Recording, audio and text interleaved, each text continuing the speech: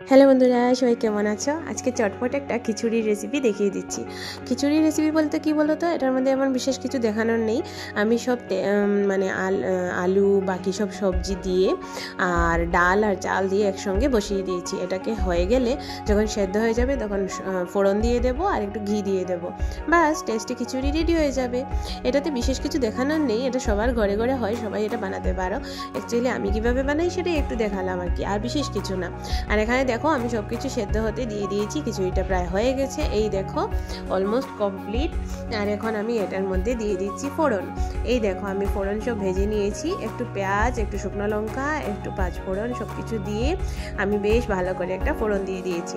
এবার আমি এটার মধ্যে একটু ঘি অ্যাড করে নেব, তাহলেই আমার টেস্টি টেস্টি খিচুড়ি রেডি হয়ে যাবে। আর দেখো আমি এটার মধ্যে একটু ঘি অ্যাড করছি। তোমরা পরিমাণ মতো স্বাদ মতো ঘি দিতে পারো, আমি 2 চামচ দিয়েছি, তোমরা চাইলে আরও বেশি দিতে পারো। ঘিটা একটু বেশি যদি দাও একটু বেশি টেস্টি হবে। আর এই খিচুড়িটা শীতের দিনে খেতে কিন্তু দারুণ লাগে, এটা দারুণ স্বাদ, দারুণ গন্ধ। তো এবার দেখো আমি ভালোভাবে এখন এটাকে নাড়িয়ে নেব, তাহলে এটা ভালোভাবে মিক্স করে হয়ে গেলে তারপর একটু ঢাকনা দিয়ে রেখে দেবো, ঘি গন্ধটা উঠে যাবে, তাহলেই খাওয়ার সময় খুব টেস্টি হবে। আর সাথে তোমরা চাইলে একটু অমলেট বা আলু ভাজা বা বেগুন ভাজা যে যেরকম খেতে চাও বা ইলিশ মাছ ভাজা সব কিছু দিয়েই খেতে পারো এটা। তো এখানে আমি সব সবজি দিয়ে খিচুড়িটা দেখো একদম রেডি করে ফেলেছি, ঢাকনা দিয়ে রেখে দিয়েছিলাম। এবার আমি ঢাকনাটা তুলেছি আর বিশ্বাস করো খুব সুন্দর গন্ধ বেরিয়েছে।